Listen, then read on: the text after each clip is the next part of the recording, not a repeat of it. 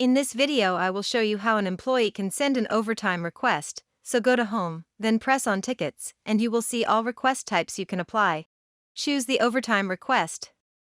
First of all, it will ask you about the date of the overtime request. For example, it is September 13th, 2021, and create the request.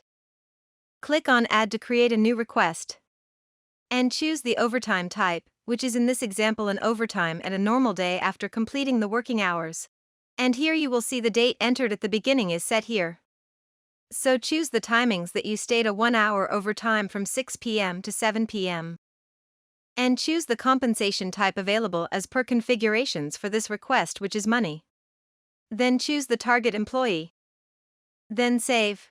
To show the date you sent this request at, click on this arrow and it shows the date sent, and you can check if it is approved or not yet.